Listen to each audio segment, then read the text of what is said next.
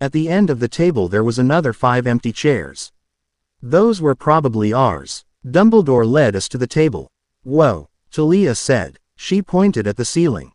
Look. We all looked up at the ceiling. It was blue with a few white clouds. And it looked real, like the roof was open. Dumbledore smiled. It is enchanted to mimic the sky. That's pretty sick, Percy said. Dumbledore looked at him. Pardon. It means, cool, Percy explained. Dumbledore raised his eyebrows but nothing. Now, Dumbledore said, Percy, Annabeth, Talia, Grover, and Nico, meet your new teachers. Professor McGonagall, Deputy Headmistress, Head of Gryffindor House, and your Transfiguration teacher. Professor McGonagall stood. Transfiguration, I said. Lee, K, turning objects into different objects. Quite right, McGonagall said. She had a stern face and gray hair up in a tight bun. She wore small spectacles and I knew, just by looking at her, that she was a strict teacher, fair, but strict. So wait, Percy said, causally. Transfiguration is like what Zeus does. I guess, I said. But I caught what he was trying to hide. I grinned. Well, this should be fun, he mumbled. Then Grover turned on him and said to the adults, Percy got turned into a pig by Zeus when he and Annabeth were in the Sea of Monster. Guinea pig, I corrected. Apparently they're easier to manage. Talia and Nico started laughing. Ha ha, Talia said. Percy got turned into a fuzzy little guinea pig. You're one to talk, pinecone face. Percy retorted. I almost got stuck as classroom pet trying to save your tree from dying. Okay, drop it guys. I said. I believe we visited this. See Chapter 3. They stopped arguing and Dumbledore continued. Professor Snape, head of Slytherin House and defense against the dark arts teacher. Snape was tall, wore all black and had long greasy black hair and an oily hooked nose. When you say dark arts, do you mean like Lord Voldemort?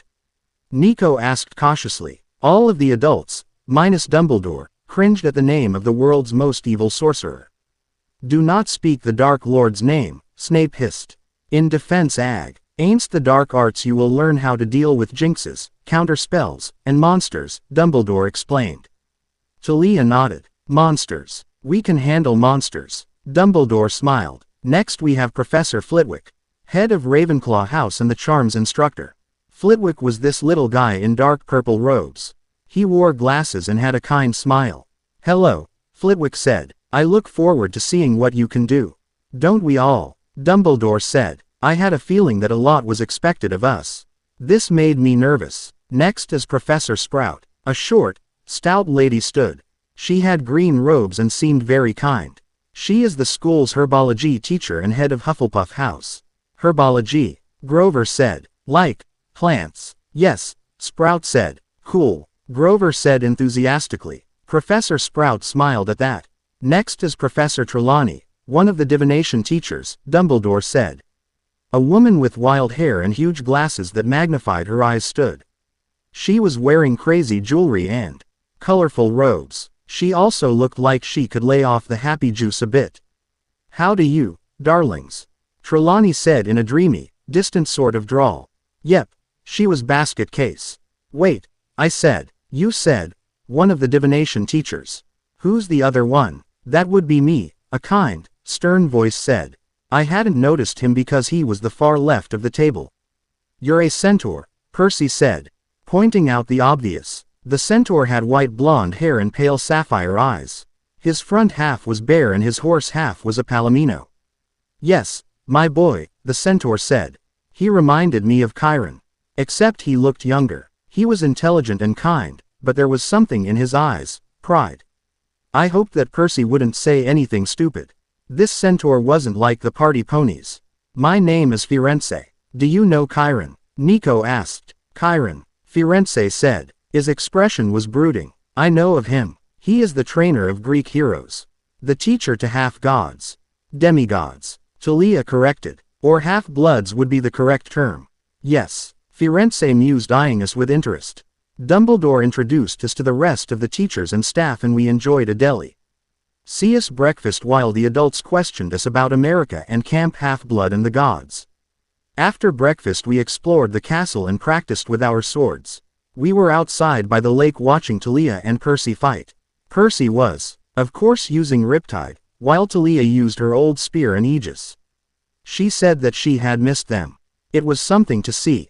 Every time they connected, lightning would flash between them and thunder would roar. The ground would shake and the black waves would crash harder on the beach. It was mesmerizing to watch the two dance in and out. Feint, lunge, slash, block, stab, duck, repeat. They were still watching when Hagrid came out of his out-hut, having been alarmed by the noise. He spotted Talia and Percy fighting and ran over, making the ground shake himself. He grabbed the two by the scruff of their necks like kittens and held them in the air away from each other. "What do ye two think er doin'?" he asked angrily. "Calm down, Hagrid." Percy laughed. He was covered in sweat and looked a little worn out. "We're just practicing." "Yeah," Talia said, who looked just as tired as Percy. The two had been going at it for at least 10 minutes. "We're not going to hurt each other." Then added as an afterthought, "Not too much anyway." Hagrid blushed and set them down. "Right, well, I'll just be getting back to what I was doing, then." "Be careful." "We will," they said at the same time. As soon as Hagrid was back in his hut, Talia kicked Percy in the chest and he sat down hard. "Ow," he yelled. "No fair. I wasn't ready." "Yeah, well, neither Kronos nor his army is going to play fair. So get used to it," she pointed out. "She's got a point there," Nico said. Talia came over and got a drink of water while Percy jumped into the lake and disappeared for a long time. I knew that he was exploring a world that none of us would ever know.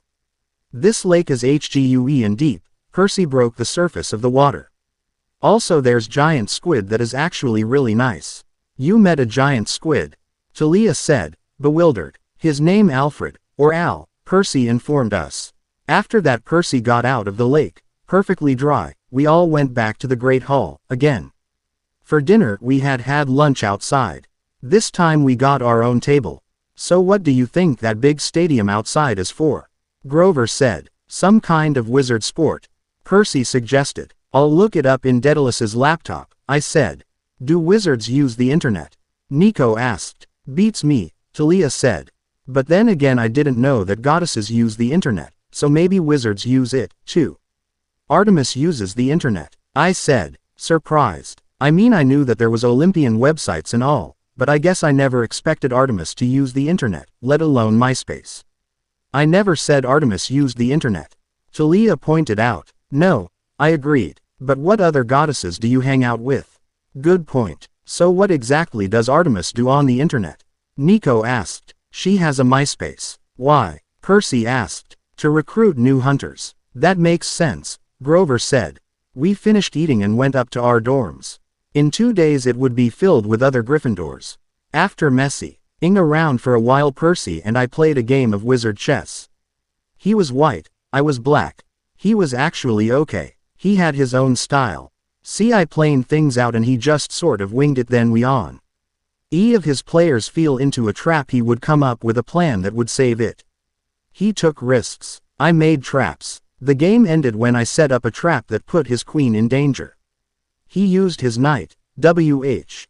It was the only thing left protecting the king, to save it. In the next move I took out the knight, by which I mean my bishop, smashed it to pieces. His queen blocked the bishop that killed the knight.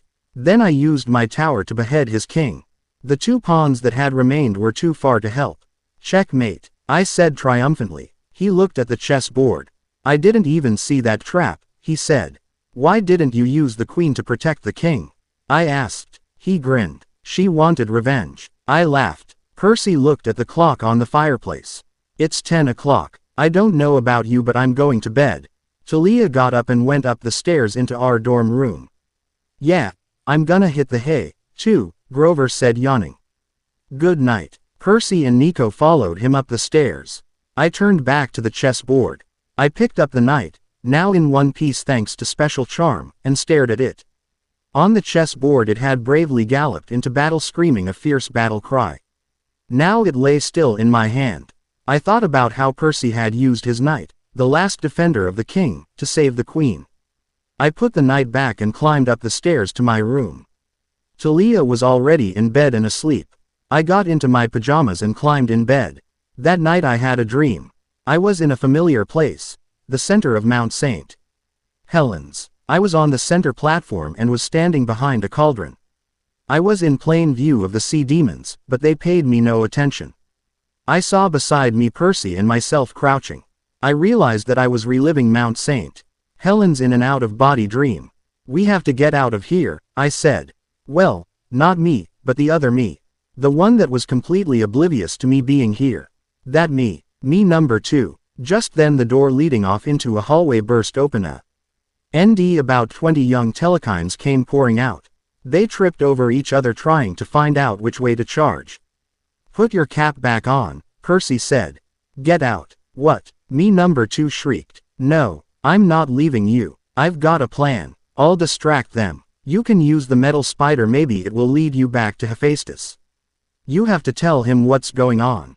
But you'll be killed. I'll be fine. Besides, we've got no choice. Me number 2 glared at him. Then kissed him. Be careful, seaweed brain. I put on the invisibility hat and ran away. Percy didn't know it, but I remember crying silently. Percy still looked shocked. He just stared at the lava like he was trying to remember his name. Then one of the telekines said, "There," and that jarred him back to the present. The young sea demons arced out onto the platform and Percy ran for the middle of the platform. He surprised the senior telekines so much that they dropped Kronos' unfinished scythe. But they got over their surprise quick. Kaylee and each of the 4 sea demons blocked the ramps leading off of the platform. The tallest one snarled, "What do we have here? A son of Poseidon?" "Yes," another growled. "I can smell the sea in his blood." Percy raised Riptide. "Strike down one of us, demigod," the third demon warned, "and the rest of us shall tear you to shreds. Your father betrayed us. He took our gift and said nothing as we were cast in the pit. We will see him sliced to pieces. He and all the other Olympians.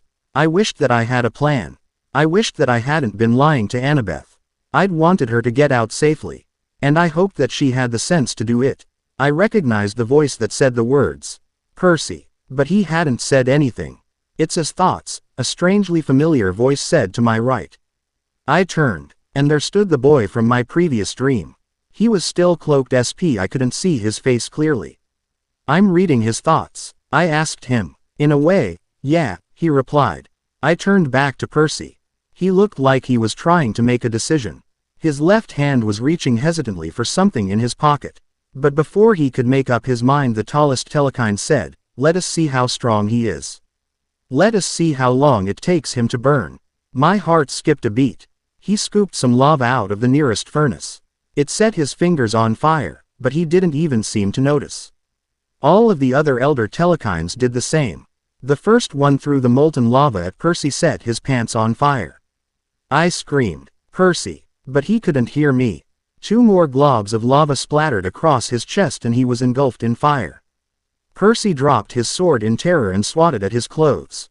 But what puzzled me was that he wasn't screaming. He just looked scared. "He doesn't seem to be in pain," I pointed out to Mysterious Boy. "Troubled? Not yet, he's not," he said. "Your father's nature protects you," one of the sea demons said. "Makes you hard to burn. But not impossible, youngling. Not impossible." The telekines threw more lava at him and he started screaming. I started crying. His entire body was on fire. He sank to the floor on all fours. The young sea demons howled in delight. He stayed there. "Wait for it," the cloaked boy said. Then something changed. Percy stopped screaming for a second. Then in one horrible scream he let loose the endless power of the ocean. An explosion, a tidal wave, a whirlwind of power simultaneously caught him up and blasted him downward into the lava. Fire and water collided and superheated steam, and he shot upward from the heart of the volcano in one huge explosion. And he was out of sight. The forge was going up in flames, platforms were breaking apart and falling into the sea of red-hot lava. "Time to go," the kid said. He snapped his fingers and I woke up. I sat up in bed and rubbed my forehead. The nightmare was burned into my head. Every time I closed my eyes I saw Percy lying crumpled on the metal floor of the forge screaming in agony. It was hard to believe that anyone could survive that, let alone cause it. I had seen the explosion on the news. It was pretty big, worse than the explosion back in the 80s. How could one kid cause that much destruction? A voice spoke in my head. He's the son of Poseidon. The son of the Earthshaker. Percy is the single most powerful demigod the world has seen in over 2,000 years. Who are you? I thought. It was the kid from my dreams, but I still didn't know his name. I guess you could call me Larry. Larry. I laughed weakly. Oh, shut up. I got out of bed and walked downstairs. I couldn't go back to sleep. Not after that dream. When I got into the common room I was surprised to find Percy. He was sitting in a chair, staring at the flames in the fireplace. Hey, I said. He looked up from the fireplace. Oh, hey. I sat down on an armchair across from him. I noticed he had his white knight from the chess game in his hand. He twirled it, absent-mindedly while he stared into the fire. Then a barn owl flew through the window and dropped a letter on the ground between us. It came over and rested on my shoulder. I scratched it on its head and it nipped my ear affectionately. Percy reached down and grabbed the letter. He opened it and pulled out a piece of parchment. What does it say? I asked. He handed it to me. Shorty. Cliffy. KG. Woot. Done. Emma. When are Shorty? Next chapter. Emma. Yes. Larry. Send reviews. The Burrow. Chapter 9. The Burrow. Shorty. All right. KG. We'll now finally get to meet Harry and company. Emma. Yes. It's about time. Larry. Well, this should be interesting. Shorty. Sorry it took so long. School is not fun. All my teachers gave me a bunch of homework at the same time. In addition to that, we both have basketball practice for about 1.5 to 2 hours after school. And the weekends have been really busy, too. However, the season's over and you can expect this story to be updated about every 1 to 2 weeks.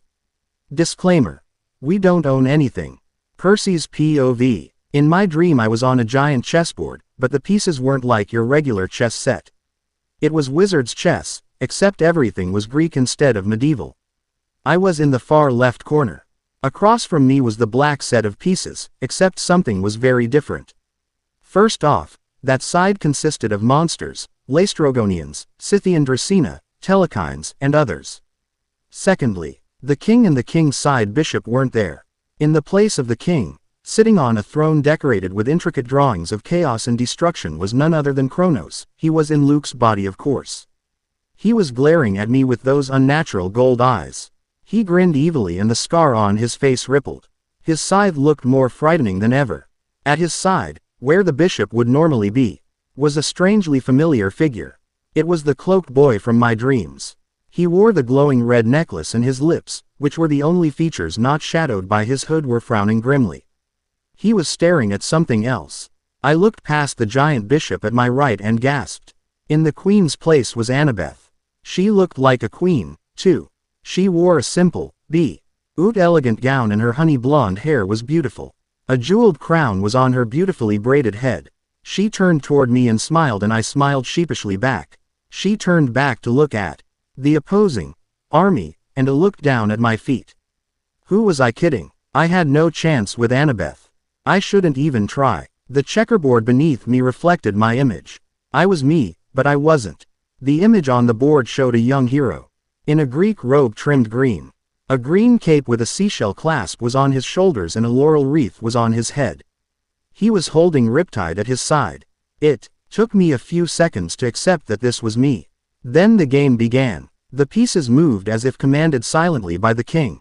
Annabeth and I were able to move of our own accord, though I mostly moved and attacked where Annabeth thought best. She was a better strategist than me. The game dragged, but it was clear who was winning.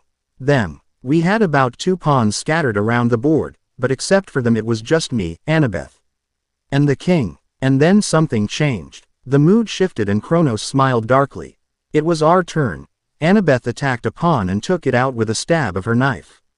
Then the cloaked boy looked up and stepped forward, or rather diagonally, to where Annabeth stood. It was a trap, a complicated trap that we didn't see coming. But I trapped, nonetheless. The boy two spaces in front and to the right of Annabeth, so if she moved forward a space he could take her out, and Kronos was right behind him, safely protected. And to prevent Annabeth from backing out, 2 towers and the other bishop, plus some pawns and a knight kept her cornered. It was our turn now. I didn't know what to do. Annabeth was trapped and I was the only one left that could protect the king. If I moved, then one of Kronos's knights would move in to checkmate the king and we would lose.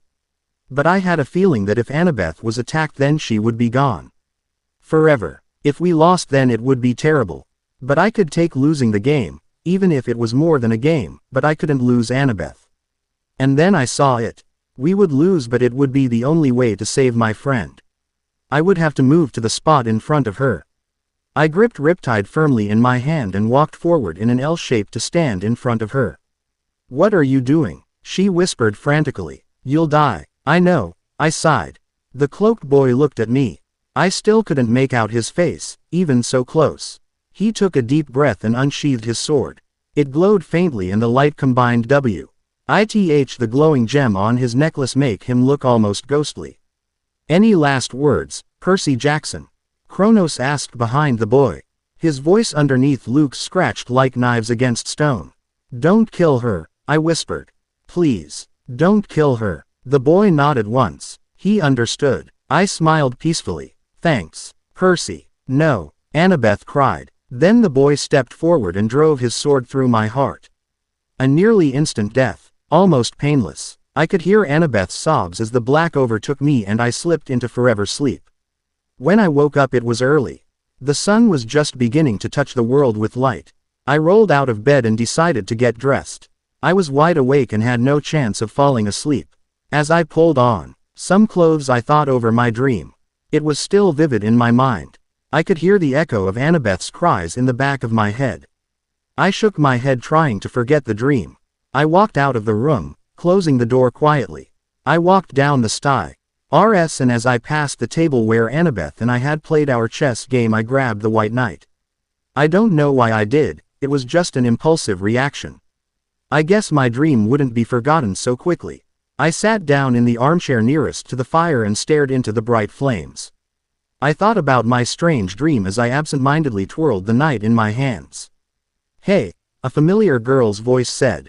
It was Annabeth. "Oh, hey," I replied, surprised to see her up this early. She came and sat down in the chair across from me. She glanced at the knight, but didn't say anything. Just a barn owl came flying in from the open window and dropped a letter on the ground between us. It went over and rested on Annabeth's shoulder.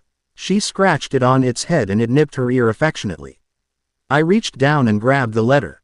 I opened it and pulled out a piece of parchment. "What does it say?" she asked. The letter was in slightly slanted handwriting which hurt my eyes, but eventually I made it out. "Dear young half-bloods and Grover, meet me in my office promptly. Excuse me for the early hour, I will explain when you get to my office. Dumbledore. P.S. The password is, chocolate frogs."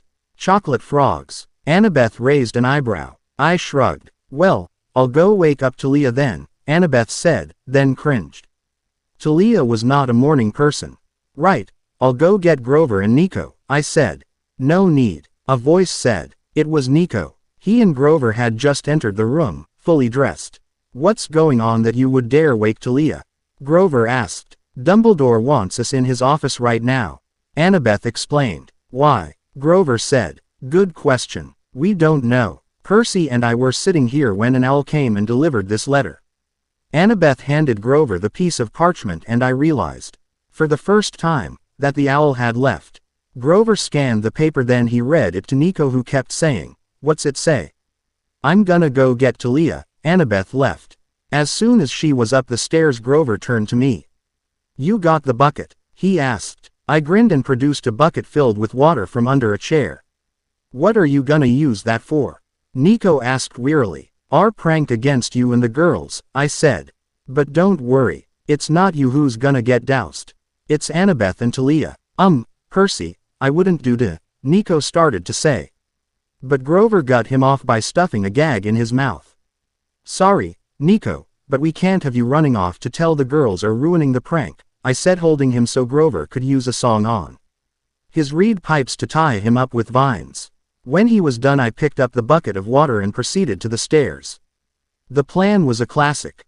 Crack the door open, place the bucket on top, and when the girls opened the door, they would get a surprise shower.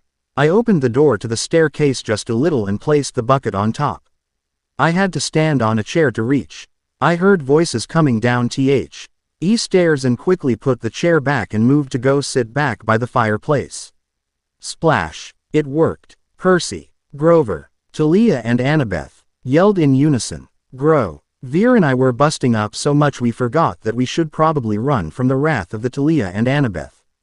Whose idea was it? Talia snarled. We'll never tell, Grover said. Grover, if you tell me, I'll get Artemis to autograph a t-shirt for you, Talia bribed. It was Percy's idea, Grover practically shouted. Grover, I yelled. Stupid satyr would do anything for Artemis. Then Annabeth stalked up to me and grabbed me by my shirt. I was slightly taller than her, so she had to look up a little. She was livid. Her gray eyes were dark with anger. She looked almost cute when she was angry. All's fair in love and war, I squeaked. You were dead, seaweed brain, she growled slowly. Then I got an idea. I didn't really want Annabeth to kill me. That would suck. I touched her cheek. Instantly she was dry. She let go of her grip on my shirt. My hand lingered on her cheek.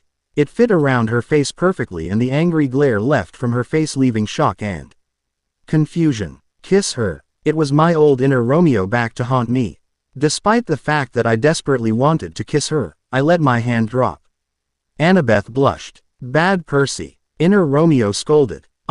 Thanks, she muttered. Then her expression turned to one that was very familiar, defiance, challenge, and pride. You're still going down, seaweed brain. I grinned. Bring it on, wise girl. I noticed that we were still standing really close together. Oh, don't worry, we will, she assured me. Now dry off, Talia. It wasn't a request. It was a command. I shrugged. Fine. I walked over to Talia and touched her arm. She dried. But then she touched my arm and shocked me. It hurt. Ouch. I yelped. Annabeth laughed. The kind that lit up her face and made her eyes sparkle. She had the most beautiful laugh in the world, and I'd let Talia zap me 1,000 times if it meant that I got to hear that laugh 1,000 times. Now, Talia said, are we just gonna stand here all day or are we gonna go to Dumbledore's office and see why you woke me up at? She paused to look at her wrist, which held no watch, really early. Right, Annabeth said. Let's go. Annabeth climbed out of the portrait hole and we followed. I came up beside her. Hey, I said. Hey, she replied. We climbed up some stairs, then turned down a hallway. We walked in silence. Awkward silence. Just like over the summer. We had gotten so distant and I didn't really understand why. It had hurt. And it still did. When we got to the large gargoyle that guarded the entrance to Dumbledore's office, I stepped forward and said, chocolate frogs. Immediately the stone guardian jumped aside and we stepped onto the spiral staircase. When we were all inside, the gargoyle moved back into place and the stairs began moving upward like an escalator. When we got to the top, Annabeth knocked on the door. Come in, Dumbledore called. Annabeth opened the door and we filed in. Hagrid was in the room for some reason. Hello, Dumbledore said. I apologize for waking you so early, but you have a big day ahead and an even bigger one tomorrow. Tomorrow the fall semester here at Hogwarts will begin. Today you must get some school supplies. You already have wands, so you don't have to worry about that. Hagrid, here, we'll take you shopping at Diagon Alley for your supplies. You'll also meet up with some children not too different from yourselves. You'll spend the night at the Burrow, the house of the Weasleys, who are good friends of mine. What about money? Talia asked. Taken care of, Dumbledore replied. You will have 50 Gallions to use for supplies and anything else that catches your eye. Thanks, we all said. You're welcome, Dumbledore said. Now off you go. How are we getting there? Grover asked. Flow powder, Hagrid announced. We all groaned a little. It was easier this time because we knew what to expect, but it still wasn't fun getting all that ash in your mouth. We went to the Leaky Cauldron. Hagrid ordered fire whiskey for himself. I guess it was some sort of wizard alcohol, and butterbeer. For us minors, it was a lot like warm root beer, except it tasted great, unlike warm root beer. We'll have to wait for the others, Hagrid had said. They should be here soon, but might as well have a drink, While we waited for the mysterious others, Hagrid explained wizard currency and our supply list, and what life at Hogwarts was like during the school year. After about 10 minutes a group of 6 people walked in. "Them," Hagrid said, getting up to greet them. Harry's POV. It was the Sunday before school started and Mr. and Mrs. Weasley, Ron, Ginny, Hermione, and I were driving in a special ministry-supplied car to Diagon Alley so we could get our supplies and check out Weasley's Wizard Wheezes. Apparently we were meeting Hagrid there and some special guests from America, but none of the adults would say much about them. Hermione was ecstatic about meeting foreigners. She was interested to see what American wizards were like. When we pulled up to the leaky cauldron we all piled out and stepped onto the curb. I wonder what the Americans will be like. Hermione wondered for the millionth time. Ron rolled his eyes in annoyance. Guess we're about to find out, I said. Truth be told I was curious as well. I wondered if they play Quidditch. Mr. Weasley opened the door to the leaky cauldron and we all walked inside. Sitting at a table close to the fireplace was Hagrid and 5 kids. The oldest looked almost 16, but the youngest looked about 11. All the other kids looked 14 or 15. Hagrid stood up to greet us. Harry, Hagrid shouted, sweeping me into a bone-crushing hug. How ye doin'? Good, I chalked out. Hagrid, can't breathe. Oh, right, he mumbled. He put me down and gave Hermione, Ron and Ginny a hug. Can we please get moving, Hagrid? Mrs. Weasley asked nervously. She was afraid of an attack. Course, Hagrid said. But first meet Talia, Annabeth, Percy, Grover, and Nico. He pointed to the kids sitting at the table as he said their names. Talia, Percy, and Nico all had black hair, however Talia had a silver circlet braided into her hair and looked like they could be related. Especially Talia and Percy. They each had different color eyes, though. Talia's were electric blue and glowed with energy. Percy's were sea green and reminded me of the ocean, unreadable. Nico's were black and had a glint that made him look like he was either a genius or a lunatic. Annabeth had honey blonde hair and startling gray eyes. They were intelligent and intimidating. Like she was looking for a way to take you down in a fight. Grover had curly brown hair and kind brown eyes. He looked like a loyal friend. You guys are the American wizards Dumbledore talked about, Hermione said eagerly. Half-bloods, Percy stated. Except for Grover. Percy had the face of a rebel and his jet black hair was long enough to get in his eyes. Me, too, I said. My dad was a pure blood and my mum was Muggle-born. Sorry, Percy said. I don't mean wizard half-blood. I mean demigod. You know, half-god.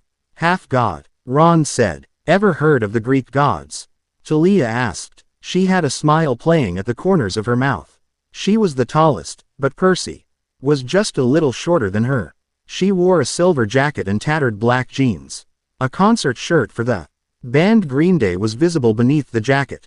No, Ron and I said at the same time that Hermione and Ginny said, yes. Well, they're still around, Talia explained. They move with Western civilization, always living in the most powerful countries and bringing Greek mythology with them. They were here for a while actually, but now they're in America. And sometimes they have kids with mortals. Demigods, or half-bloods. That would be us. Then added as an afterthought. Except for Grover. What are you, then? Ron asked Grover. A satyr, Grover said.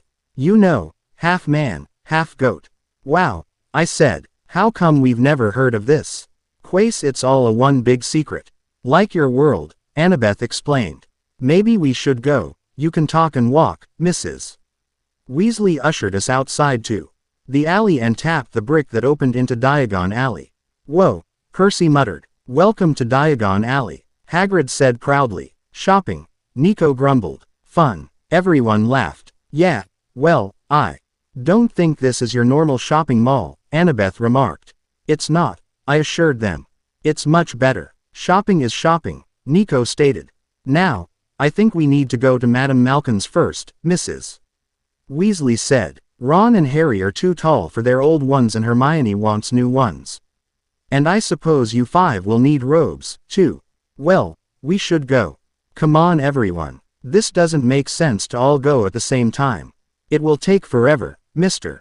Weasley pointed out. Why don't you all go with Hagrid and you and I will go get everyone's school books? I don't know. It could be dangerous splitting up, Mrs. Weasley said anxiously. Don't worry about a thing, Hagrid assured her. They'll be fine with me. Oh, all right, Mrs. Weasley surrendered. But hurry, what exactly is Madame Malkin's?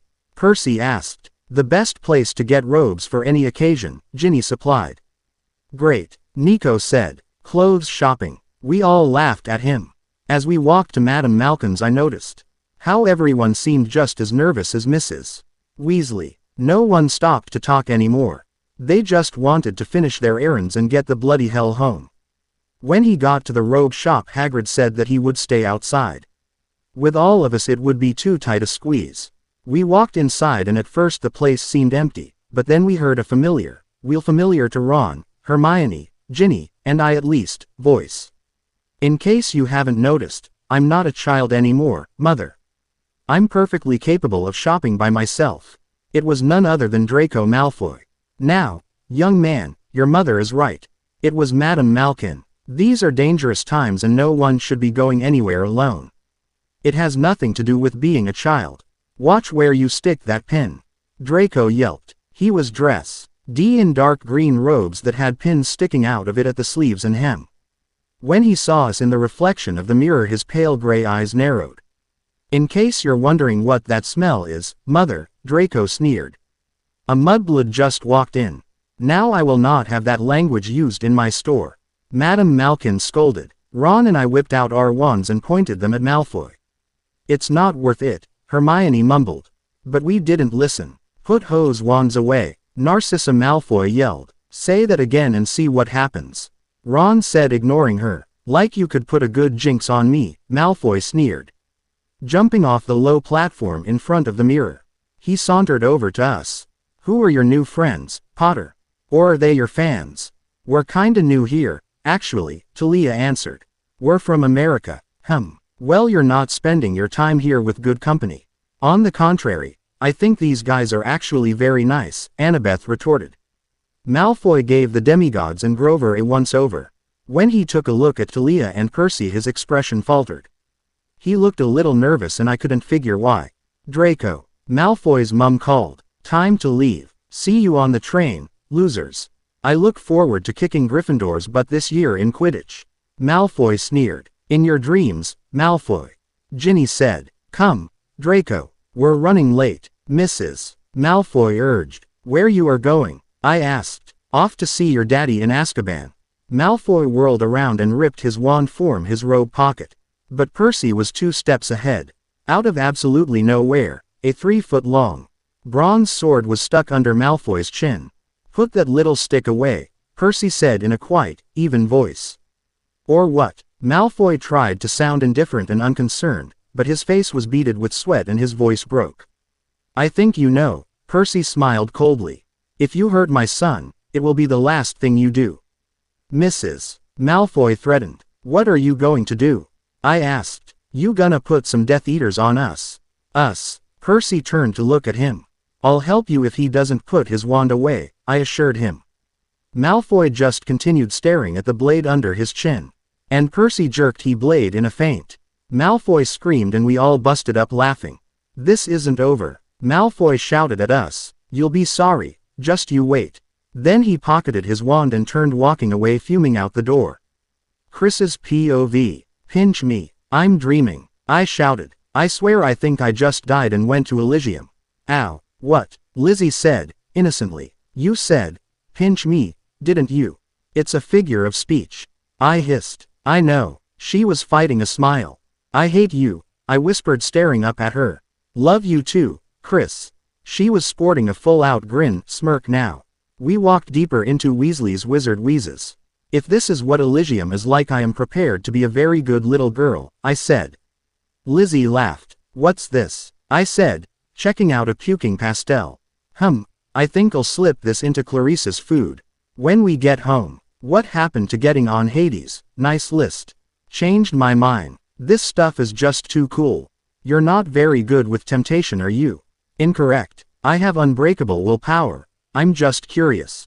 Curiosity killed the cat, but satisfaction brought it back. I turned to ask a clerk a question about the pastels, then moved on to check out some prank candy.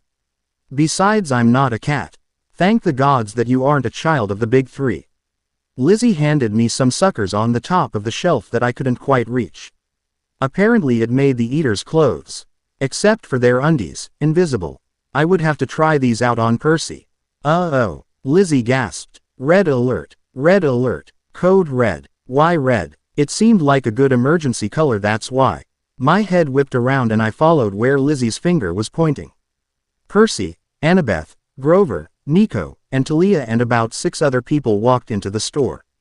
Crap, I hissed. We can't let them see us. No duh, Liz said, sarcasm dripping from her voice. What's more, they started walking toward us. We need to hide. Like now, Lizzie whispered urgently. I looked around for anything that could help us hide. I pondered the idea of the invisible suckers, and then realized that it would only turn our robes invisible and make us stand out. Come on, Chris, you're a child of Hermes. You're a master at this kind of stuff. Then I spotted it, by the counter, a large label that took me a second to decipher. It read, disguise patches. Change your appearance for an hour. Just stick the patch on your arm. Great for ditching class. Come on. I grabbed Liz's arm. I found our saving grace. We snuck over to the counter. How much are the patches? I asked the magenta-clad clerk. 10 sickles a box, she answered. There are 5 patches in each box. Great, I exclaimed. I dug out a bunch of coins from my pocket. Right, now, I'll take 10 boxes. The clerk seemed a bit surprised. That's 100 sickles. I know. I counted out 6 galleons and gave them to the clerk. She gave me 2 sickles in change. Then she gave me a bag with all the patches in them. Come on, Lizzie BBED my wrist and pulled me toward the doors. But I'm not done looking. I protested, tugging the opposite way. We can come back tonight after dinner. Fine, after dinner. We snaked through the crowd and out the door. I took out a box of disguise patches. It was about the size of a box of Band-Aids. I took out 2 patches and handed one to Lizzie. They only work for an hour, so we'll have to put new ones on later, I reminded her. What about at school? She asked, peeling the paper of the patch, which was about the size of a large Band-Aid. These are only for emergencies. Otherwise I think we'll be able to deal with being unseen. Quote, what a sec, Lizzie said before she put the patch on. What about your Inviso pills? Why didn't we use those? Because I left them in the room at the Leaky Cauldron. Why? I didn't think we would need them. Besides, these are just as good. I stuck my patch on and Lizzie followed suit. I felt a tingling sensation all over my skin, like my entire body had fallen asleep. Then the tingling stopped. How do I look? I asked Lizzie. You've got brown hair and green eyes. And your features aren't so elfish. You look kinda serious, she replied. What about me? Brown hair and eyes, but you have more or less freckles. Oh, and your nose isn't as straight and long. So it worked. Cool. Just then the wizards and the gang came out of the joke shop laden with pranks and jokes and started heading for another fantastical wizard shop. Come on, we can't lose them, I said urgently, and we followed them into store after store after store. This is boring, I complained. We were in a potions ingredient store. I examined a vial with a very interesting shade of green liquid inside it. They aren't doing squat. They're just shopping, for Zeus' sake. Yeah, but this is part of our assignment, Lizzie said, even if it is boring. At the very least something can happen. Be careful what you wish for. Yeah, we followed them around for another half hour or so. They all went back to the Leaky Cauldron and a car was waiting out front for them. How are they all supposed to fit into that? I asked. Well, they're all wizards. Maybe they have spell to expand the inside of the car or something.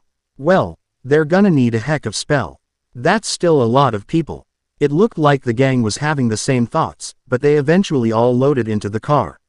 Should we follow them? Lizzie asked. Yeah, I nodded. Mia, small dove wings popped out of my shoes and I hovered in the air.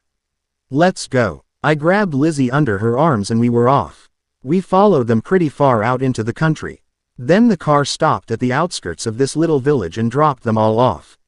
We landed in the alleyway between 2 small shops, and watched as they all got out and trudged through the hills. Where are they going? Lizzie wondered. Do you remember that big house way out in the hills? I asked her. You mean the one that looked like a badly balanced house of Cards. Quote. No. The castle. Yes, that house. How are we supposed to follow them then?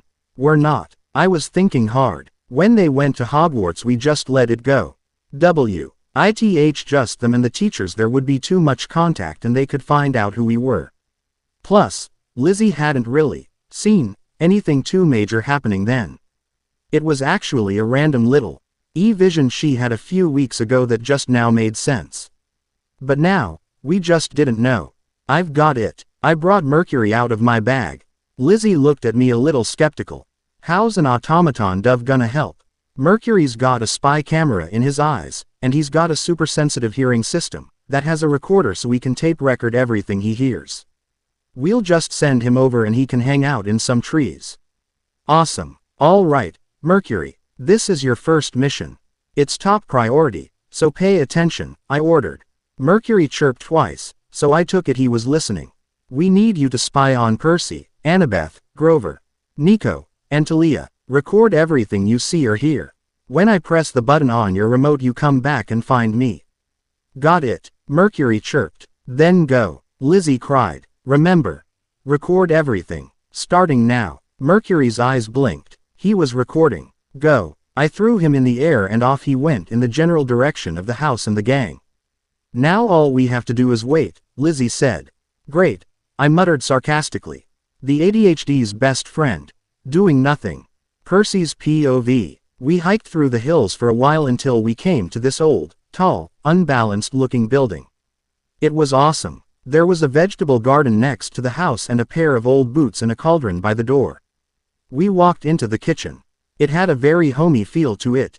The dishes in the sink were doing themselves and there was a large table that could probably seat at least 12 people if everyone squeezed. There was a whole bunch of bridal magazines and weeding plans spread out on the table with a young woman hunched over them. She had silvery blonde hair and looked like a daughter of Aphrodite. She looked up when we came in. As this the American visitors? She spoke in a strong French accent. Yes, Arthur said. This is Talia, Annabeth, Percy, Grover, and Nico. Kids, this is Fleur. We all said hi to Fleur.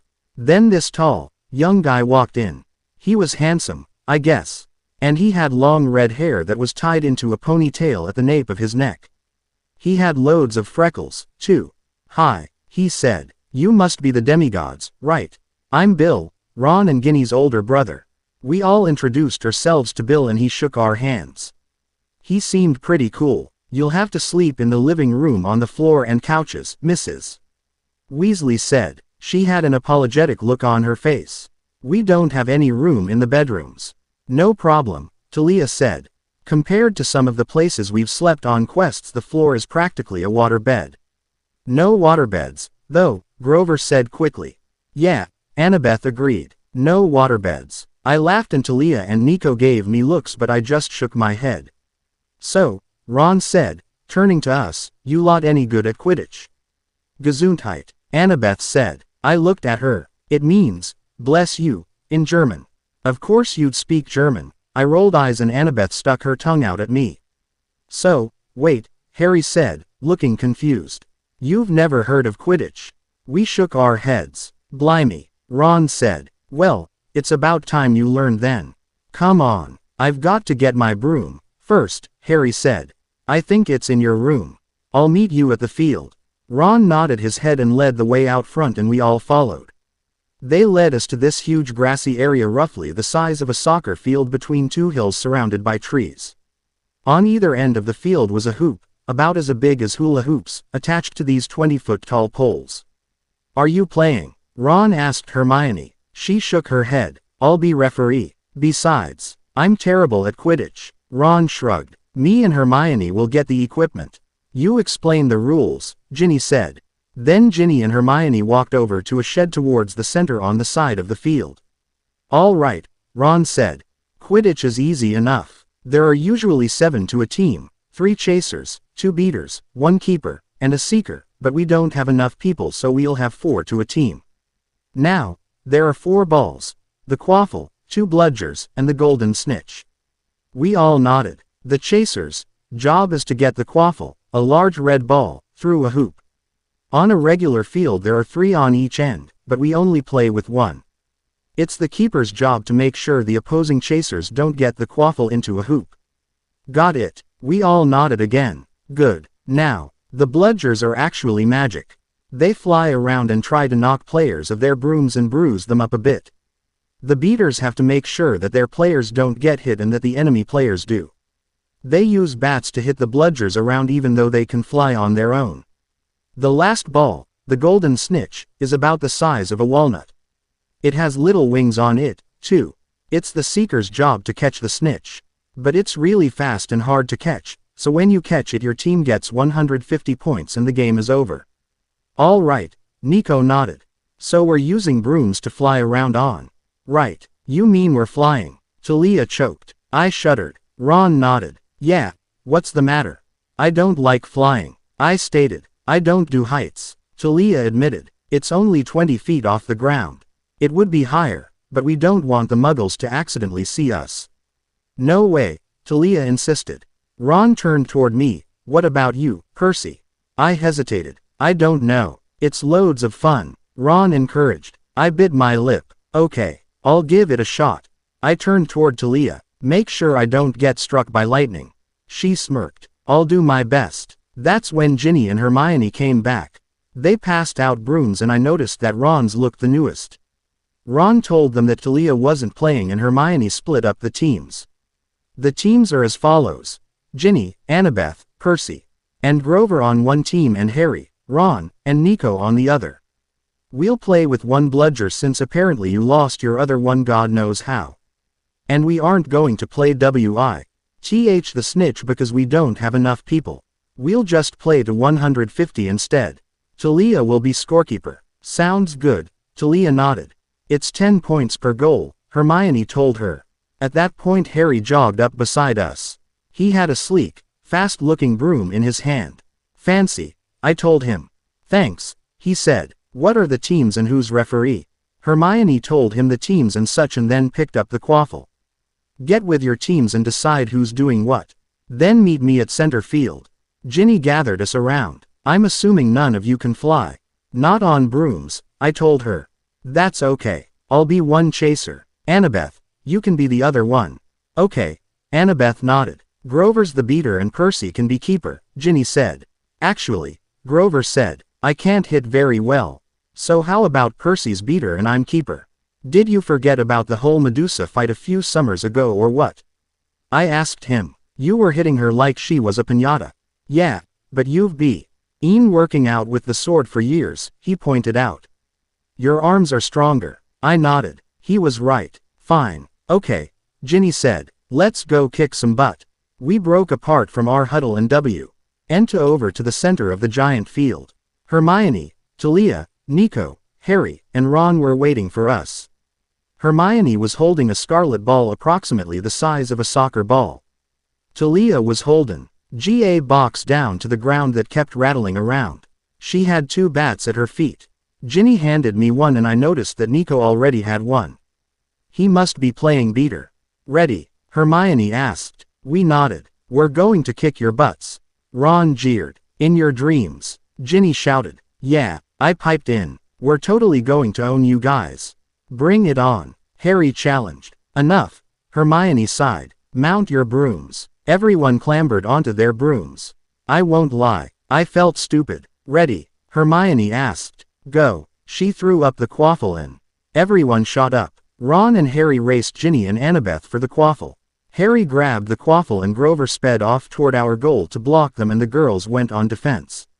Then Talia jumped off the box and the lid flew open. I battered Midnight Black. Ball about the size of a grapefruit flew out. Talia quickly picked up the bat and hit the bludger. Far. Hey, Talia, you sure you don't want to play? I called. You can really hit that thing. You might want to go after the bludger before Nico hits one of your teammates. She warned. Sticks. I mumbled. Nico already had a great head start. I swung my broomstick in the direction bludger had gone and my broomstick shot forward and I got whiplash. I was holding onto the handle with 2 hands with the bat tucked under my arm speeding toward the bludger, but Nico beat me to it. He swung with his bat and I heard a crack as bat and bludger met. The bludger was heading straight toward Ginny. I urged my broomstick forward and grabbed my bat. I wouldn't be able to get to it in time, so I reached out my arm holding out the bat. When the bludger almost collided with the bat, I flicked my wrist and deflected the little cannonball. However, the hit knocked me off balance and I rolled, holding onto the handle for dear life. When I finally righted myself, I realized that Ron and Harry had scored a point and Harry had intercepted the quaffle, so they were speeding off toward our goal. Harry passed the scarlet ball to Ron. I searched frantically for the bludger. It was whirling around looking for a victim. I raced off toward it, and when I reached it I took a big swing and set the bludger after Ron. The black ball hit him right in the gut and he dropped the quaffle, which was caught by Ginny. Nice one, Annabeth yelled at me as she flew off to back up Ginny. The game continued like that for the rest of the afternoon. I hit Ron again and Harry got a bludger to the arm when I smacked it toward him. Nico got me once, but I got my revenge when I knocked him off his broom at the end of the game. We won, but only by 2 goals. Talia and I shoved the bludger into its box, while Ron and Ginny put the brooms away. Grover offered Nico a small sip of nectar from a canteen for his ankle. When he fell he sprained it. The wizards watched as Nico drank the god food and instantly healed. What is that? Hermione asked. Some healing potion. Nope, Grover said. Nico handed him back the canteen. It's nectar. The drink of the gods. It's like a medicine for demigods.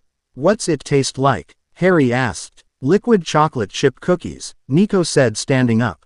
Can I try some? Ron inquired eagerly. No way, Talia said, shaking her head. Nectar and ambrosia, kind of nectar in brownie form, is god food. It's lethal to anyone but gods. Half-bloods can only ingest it in emergencies. Too much will make you very, very feverish. An overdose will burn you up. Lighterly, I emphasized. Oh, Ron said in a small voice. Let's go inside, Ginny suggested. Mum's probably got dinner ready by now and I'm hungry. Quote, we all agreed and hiked back to the burrow. Dinner was delicious. Mrs. Weasley kept fussing that Nico looked underfed and it had 4 helpings plus dessert. We had pork chops, salad, mashed potatoes, biscuits and gravy. For dessert, or pudding, we had a gigantic double-layered chocolate cake. It was awesome. After that the kids went into the living room.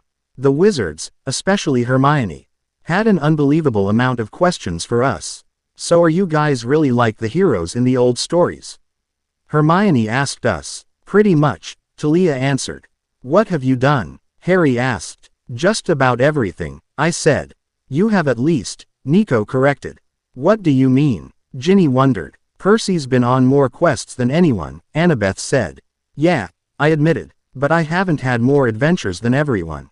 You ran away at 7 and met Talia and Luke. Grover went on his quest for Pan. Nico's been wandering around the country looking for clues to his past. And Talia's been doing Zeus knows what with the Hunters of Artemis. That's true, Grover agreed. Harry put his hands up. Back up. You lost us. Who's Pan? Ginny asked. He was the god of the wild. Grover explained. He died. But I thought gods were immortal. They are, but when everything they stood for is gone, when no one believes in them anymore, they fade away. Oh, we found Pan a few months ago in the labyrinth, this huge underground maze full of traps and monsters underneath America, Annabeth supplied. Okay. Harry nodded. What are the Hunters of Artemis? This time Talia answered. This sort of eternal all-girls club. You go around with the goddess of the hunt, Moon, and maidens and get to go on all these cool adventures forever. What do you mean, forever? Hermione asked. You stay immortal and never age as long as you don't die in battle or break your oath-forsaking romantic love. So you can never date. Talia shook her head. And you're in it. I'm Lady Artemis's second in command. Cool. Yeah. Pretty fun. Ron nodded, digesting that. I thought I saw him steal a glance at Hermione. Then he said, who's Luke? We froze. I probably shouldn't have mentioned him. Harry's POV. Ron nodded, digesting that. I saw him steal a glance at Hermione. Who's Luke? He asked suddenly. Immediately I knew he had asked the wrong question. Talia's eyes filled with anger and hurt. Grover bit his lip. Percy's face darkened and his sea-green eyes looked like a hurricane was raging in them, and Annabeth looked down. She had a look of hurt and frustration and regret. Nico was the only one who didn't really react that dramatically. He just sat in the corner with an unreadable, distant look on his young face, but he did stiffen a little. What had this guy done to get these kinds of reactions?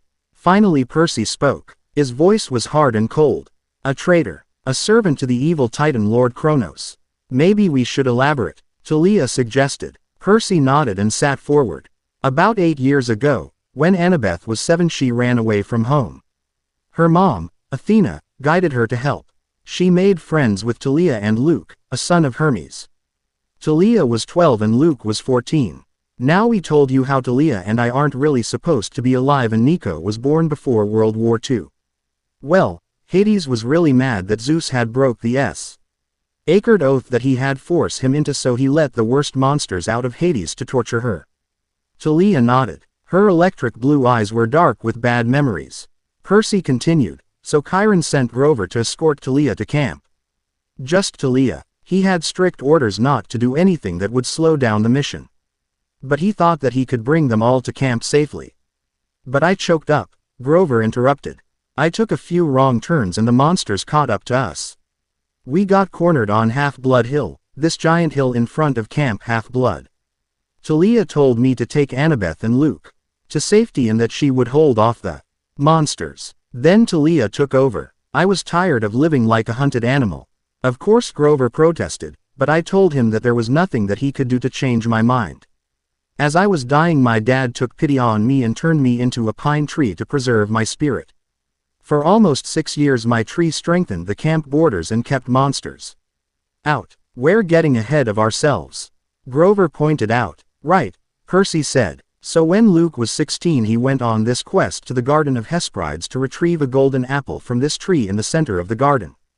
Now this is a hard task and Hercules did it, which made Luke mad. He was angry at his father for not giving him a better quest, for making him repeat the past. Luke was out of it and he got this huge scar on the left side of his face from the dragon that guarded the tree. Kronos used Luke's failure and his anger and resentment to turn him evil. So a few years ago at the Winter Solstice Council Luke stole Zeus' Master Bolt and Hades' Helm of Darkness. That's a big no. Those are the gods, symbol of power. Annabeth, Grover, and I went on a quest to retrieve the Master Bolt from Hades. Who we thought stole the bolt. When we got to Hades we discovered that his helm had been stolen, too. At the end of the summer we found out that Luke had stolen them and that he was a traitor. He tried to kill me, then escaped. Percy showed us a faded asterisk-shaped scar on his right palm. Then he continued. A year later he snuck back to camp and poisoned Talia's tree. The whole camp just started to die along with the tree. A friend of ours, Clarice, daughter of Ares, was sent on a quest to get the Golden Fleece, the only thing that could cure Talia's tree. Annabeth, Tyson, my Cyclops half-brother, and I snuck out of the camp with the help of Hermes to get the fleece. Partially because Clarice couldn't do the quest alone, Grover was being held captive by Polyphemus the Cyclops on the same island as the fleece, and also Hermes wanted to see if we could bring Luke back. I cut in. What do you mean Grover was being held prisoner by a Cyclops? Grover answered. I was searching for Pan. The Golden Fleece contains such strong nature magic that it smells like Pan. For centuries satyrs looking for Pan would go to the island and get eaten by Polyphemus. Yeah, so when we brought back the fleece and put it on Talia's tree the camp began to heal, Percy went on. That night the whole world got flipped upside down. You see, poison wasn't the only thing the fleece purged. I popped out of a tree at 3 in the morning, Talia grinned, 15 years old and confused out of my mind. Heck, I didn't even that I was a tree for 6 years. I thought it was all a dream. Percy continued, so, that winter Grover was looking for demigods and found Nico and his big sister, Bianca. She joined the hunters, then Annabeth got herself kidnapped and then Artemis got kidnapped. Right, Percy said, so Grover, Talia, Zoe, the old lieutenant for the hunters, Bianca, and I went on a quest to find them. At the end of the quest we found them and Zoe and Bianca had died. Talia had joined the hunters a day before her birthday to prevent being the child of the prophecy. So, then just last summer Kronos' army invaded camp. Fortunately, We drove them off. But just before that, well, Luke became Kronos. Kronos' spirit lies in Luke's body. Luke serves Kronos with his whole being. So let me get this straight, Ron said. Luke was your friend, and then he betrays you. Percy nodded. Tried to kill us in cold blood plenty of times, too.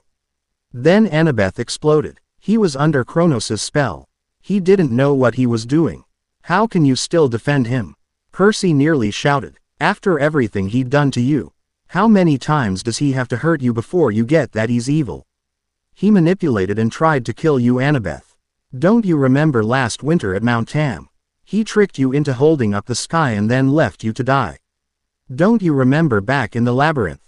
Annabeth argued. At Antaeus Arena, Luke told his monsters to spare me. He probably wanted to recruit you. You know just about everything and everyone at camp. And you're a freaking genius, Annabeth. There's no telling what Kronos could get from you. Did Percy just call Annabeth a genius? Talia whispered to Grover. That's what it sounded like, Grover whispered back. Annabeth seemed a little taken aback by Percy's compliment, and Percy used this pause to keep talking. Softer now though, gentle but firm. Luke is gone, Annabeth. Whether he was under a spell or not, he's gone now. And he's not coming back. You just want him to be evil, Percy. Why? People don't always have one layer to them. Percy, I knew the old Luke. You didn't. And he's in there deep down. I know it. The Luke you knew is gone now. The Luke we're dealing with now is the one we both know. The one that's letting Kronos inhabit his body to take down the gods. Luke is gone. The expression on Percy's face made it clear that the discussion was over. The storm had passed. We kept talking, changing the subject to wizard affairs, when Nico pointed out that Percy had called Annabeth a genius. It's true, Percy grumbled. If she wasn't, I'd probably be dead by now, but it's true. Doesn't mean I have to like it. Shut up, seaweed brain, Annabeth mumbled, and the rest of us laughed. I realized that Nico had pointed that out to help Percy and Annabeth make amends. About an hour later, Mrs. Weasley made us all go to bed. Talia, Grover, and Nico instantly called the couches and chairs, forcing Annabeth and Percy to share the ground. We went up to our own rooms, leaving the Americans to make their beds and get some rest. Nico had crashed on the armchair without even changing into pajamas. I was feeling pretty tired myself. Annabeth's POV. That night I had a nightmare. I was at camp, but it was in ruins. Larry didn't make an appearance, but Percy and Luke did. They were fighting. Both were dressed in Greek armor. Percy's helmet had a horsehair plume and Luke's was red. Ey charged, and when Anaklusmos met Backbiter, lightning roared and thunder shook the earth. The two boys danced in and out. Feint, slash, duck, stab, block. I tried to shout at them to stop, but my voice wouldn't work. They went on for what seemed like hours, while a voice cold as ice and sharp as knives laughed under the earth, egging them on. Yes, Kronos cheered. Fight, little heroes. Fight. The storm raged and waves pounded the beach like heavy artillery.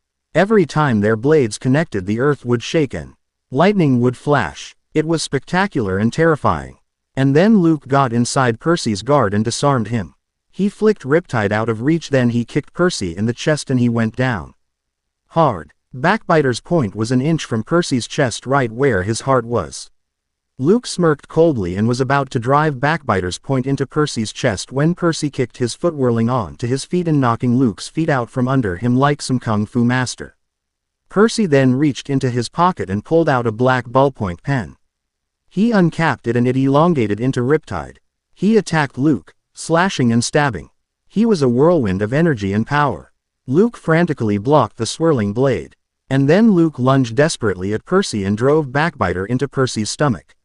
Percy's eyes were wide. He dropped Riptide and fell to his knees. One hand on the ground and one on the cut that was gushing blood. Luke's eyes burned with a triumphant fire. Kronos cackled evilly. I ran over to Percy and held him. He was slowly dying. His sea gray eyes held mine and he tried to say something but couldn't get the words out. I looked up at Luke. He was smiling coldly. Then he morphed into Kronos. The old Kronos. The 10-foot-tall titan clad in black armor and Backbiter changed into a scythe. Kronos swung his scythe at us and my eyes snapped open. I looked around and noticed, to my great embarrassment, that I was lying on Percy. My head was on his shoulder and my hand was across his chest. I was about to move of him before. You talk in your sleep, Percy said suddenly. I scrambled into a sitting position. My face felt hot. Percy had his hands behind his head. How long have you been awake? I asked him. Your mumbling woke me up about 3 minutes ago, he said, smirking. I'll tell you, I was a little surprised when I woke up and you were. He seemed to be trying to find the right word. I knew one. Cuddling. Well, you know. We were silent for a minute. Then Percy spoke. What were you dreaming about, anyway? You were saying something like, stop it. Stop fighting. It was nothing. I wouldn't meet his eyes. You want to talk about it? No. Then we heard footsteps coming down the stairs. Not a word to anyone about what just happened, I ordered. Percy nodded. Agreed. Mrs. Weasley came down the stairs trailed by Harry, Ron, Hermione, and Ginny, who looked really tired. Come on now. Get up, Mrs. Weasley urged. You don't want to be late for your first day at Hogwarts, do you? Shorty. Major Perkabeth, KG, 2 Dreams. Emma. Diagon Alley and Quidditch. Larry. And 9,838 words and 27 pages. Shorty. This has been the most packed chapter yet. KG. Hope you guys liked it. Emma and Larry. Update soon.